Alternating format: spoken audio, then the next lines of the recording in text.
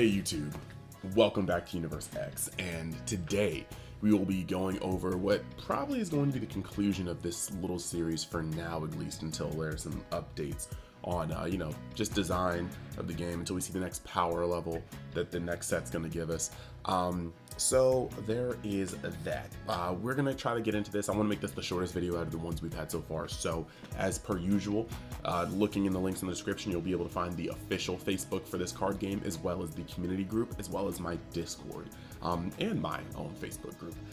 Also, at the same time, just want to give a shout out to sponsor and friend TCGMetalZ. You can go on there and check out all of his newest creations. He's always putting his heart and soul into them, and you can use the code UNIX to get 10% off your entire order. That's UNIX at checkout. Past that, if you like the content, think about hitting that subscribe button, because the more we grow, the more we do, and the more we can give back, and again, the more we do. And it's just going to be a beautiful thing. Going to start branching out more into the Dragon Ball games. I'm actually going to do a run through of Xenoverse on my other channel. That's UNIXDB. And yeah, that pretty much will be that. So back to the card game stuff.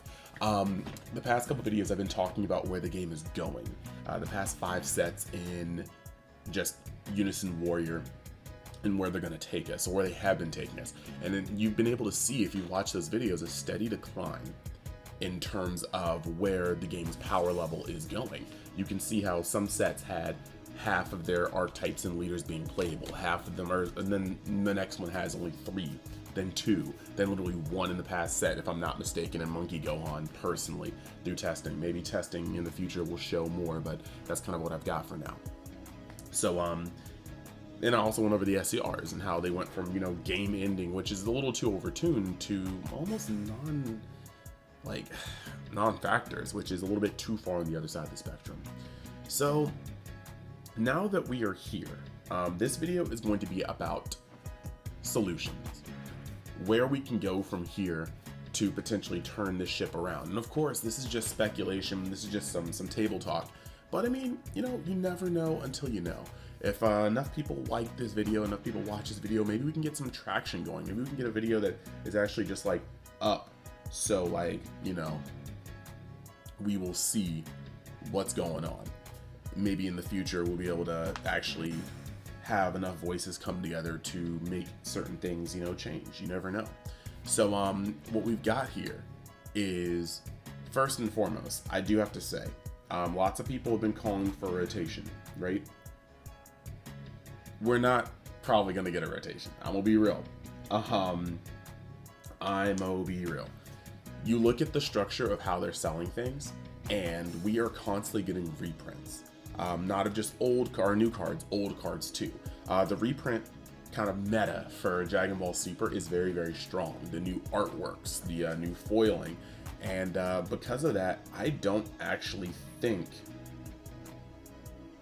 we are going to get a rotation at this point. While we have blocks, to start phasing out older cards kind of destroys their entire structure on what they're doing for things like the Mythic Collection.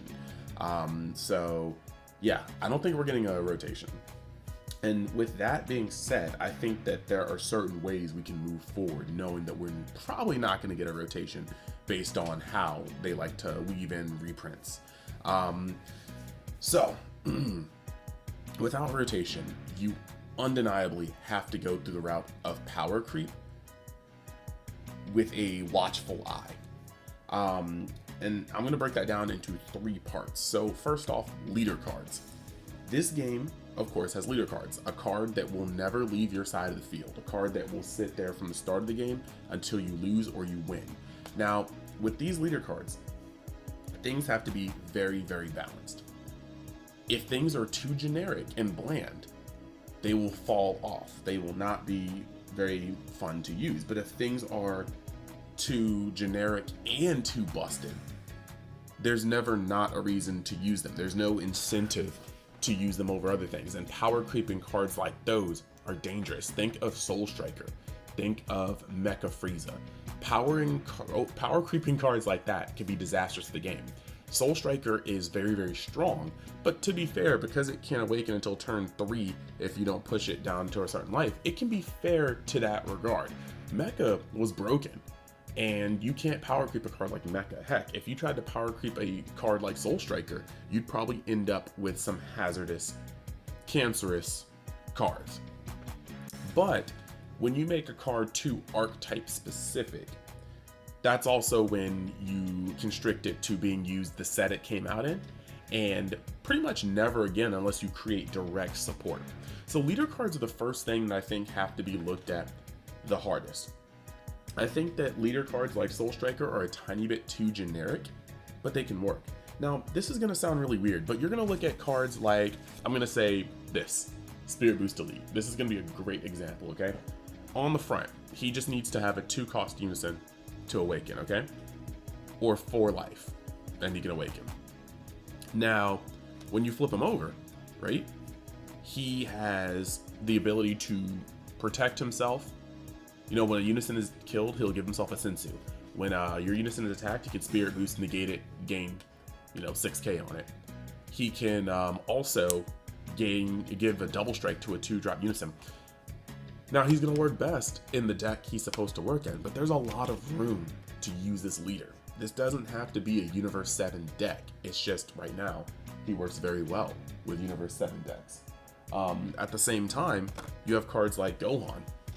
He's skillless, he has specific U7, but there's going to be a lot of times where you can use U7 cards to get the desired effect. These are leaders that are fairly balanced in terms of what they do and how they can fit in. It's not like, per se, actually I'm going to go another example, Helku, the Super Saiyan 4 Goku from Cross Spirits. He's also another example. He can discard cards, draw 2. But he also searches out his unison on Awaken. He also has to awaken via his own effect, his Archetype effect. These are things that I think are very, very cool because they are mild enough for you to piece Archetype pieces into them, but they're not pigeonholed into only being played in the set that they are released in. And I think that's very, very good. Cards a little bit weaker than Soul Striker, but generic, are probably good leader cards. Archetype cards, like, I'm trying to think of a really, really restricted one. I mean, like, I guess, like Blue Bojack, I guess. That could be maybe one of them.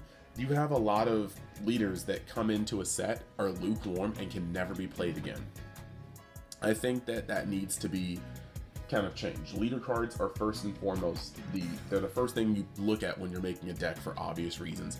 And I think that it's important to make sure that leader cards are all within the same range of power. We can't just get a leader card that destroys every other leader in the color, because that's a power creep, but that's an unhealthy power creep, because then you're gonna have to outdo it in order for it to get better. If you keep all leader cards at a decent space and you just generally bump them slowly, you'll have a better, healthier game. Now, when it comes to archetypes, and also, wait, let me back up to leader for 1 second. You need to make them unique. 2, 3, 4, 5, 6 leaders can't do the same thing. And if this means we need to play less, leaders per set, then so be it. Maybe 10 leaders per set or 9 leaders per set is a little too much. I understand that we like archetypes that are going to be mirroring each other, but when you make 10 leaders per set, that may constrict you to weird overlaps in effects, in utility that make each leader feel less unique. So it may even be better to play less leaders per set. That may actually be an okay thing to do if it means keeping the originality of each leader to a just good standard. Now, when it comes to archetypes do need to be strong, but I think archetypes need to be less clunky. When I mean less clunky, I mean having an archetype be like 20 cards means that essentially it's going to build itself. You're going to need to max out on the best cards. You're going to need to run 3 as of some of the other cards. You're going to need to run 2 of the text. And when this is how your archetypes are set up and you have, 15 cards to go off of, your deck is essentially all archetype. There's no building in that. And yes, good card.deck can be hard because when there's a mistake and it ends up building good card.deck, it is incredibly hard to trim that. Look at blue yellow or yellow blue Gohan Icarus. It's extremely hard to trim decks like that because there's no kingpin. You can hit Violent Rush, you can hit Zamasu, but the deck still has gas because the whole deck was just good cards put together. So, when it comes to that, I think Archetype should be less clunky. I think Archetype should be the core of your deck, but shouldn't be all like 40 out of 50 cards in your main, because then you're going to actually allow people to start looking at staples, at situational cards that are good for the meta, and actually having more room to put them in. I think your Archetype cards should be powerful, but that's going to be what allows you to want to play a leader and its Archetype core over another leader and its Archetype core. It's Archetype being powerful, but if the Archetype is powerful, it does need to be restricted. It needs to be leader locked, or it needs to be, you know, trait locked. Trait locked may actually be better than leader locked because it allows you more deck building variations. If it's just Universe 7, you can use a plethora of leaders other than if it just says Universe 7 Goku or something like that. I think that'd be cool. You look at the Goku cards that came out in this new set. What if they could be played with, you know, a Krillin leader, a green Krillin leader, yellow Krillin leader, things like that. Any Sand Saga leader. That would definitely open up things. I think cards being locked to sagas and traits would probably be better than them being locked to specific characters in a lot of cases. Now, when it comes to general cards, you got to be very careful, because when you make a good card that's generic, it will be splashed in every single just card of the deck of the color. And to be honest, sometimes that's good. Sensu Bean is a card that blue couldn't live without, you know? You have cards in yellow, like almost every good yellow card is a generic yellow card, like Riposte, Bergamo. These are all good generic cards. But I do think that when you have too many busted generic cards, you start getting into areas where things are very just homogeneous. Cards have 15 of the same cards just because you're in the color. And at this point, that's how decks build themselves. You build red, you have your Archetype cards, you have your red package. You build blue, you have your Archetype cards, you have your blue package. And I think that that is kind of unhealthy parts of the game. Like, look at Galactic Buster. Galactic Buster being locked to Bojack Brigade, I think, is the future of how certain cards should be built. I think Divine Presence should have been locked to a U7 leader. I think that's better for the deck. That way it just can't be splashed in every red deck. You have to choose a valid Universe 7 leader and then move from there. I think that's actually the way. I think, like I said, moving forward, locking certain power cards to sagas and archetypes allows you to do a lot, but it also leaves the gate open. Like, you can have a Goku Black leader 4 sets from now, but because he's from the Future Trunks saga of Super, you're going to be able to use so many cards that were locked to that, you know, instead of just locking it to a Zamasu leader or locking it to, you know, Future Trunks. I think that allows you to do so much more in the terms of deck building. I understand that keeping things on archetype rails allows you to monitor it a little bit more, but at the same time, we're getting things that slip through the cracks even with these archetype rails, and the archetype rails are actually keeping a lot of things in a position where they can't even function because they are too weak. And I think that's just not the way this game is going to flourish. The last part I want to talk about is probably the most controversial part, because I'm sure it's been tried before and kind of failed, but I think that with the right amount of trust and the right amount of people, we could do it again. I think that in a competitive game, you need people who play it to test it, not just people who design it. And I'm sure that the designers play their own game, but I don't think the designers play their own game. Like, you play it for fun, maybe. You play it to get the general flow of it, but I don't think you play it to break it. And that's what most competitive players do. You want to find the combos and the interactions that your opponent can interact with. You want to find the things that go plus ultra instead of just break even. And I think that while trust may have been hurt before, and I won't even get into that, I think that that's one of the main ways that you weed out some of these things. You have a team. You have a trusted, dedicated team of players, people that you have to, you know, make sign NDAs, people that may have more to lose than just an NDA lawsuit, maybe like content creators, maybe people that can get employed, but people that know this game, people that play this game, and people that genuinely want to make sure that the environment for tournaments is healthy, to test these cards, to test interactions, to come back and tell you, hey, this card's a little overtuned. hey, when this card comes down against me, I legitimately don't feel like there's anything I can really do to interact with it. When I play this card against somebody, I don't feel in danger at any given moment. When I play this archetype, I don't know how I'm supposed to win. Cough, cough, Android Super 17. There are lots of things that within the first week of us getting spoilers, we start to see. Like, why was this deck even made when it can't compete with a deck made 3 sets ago?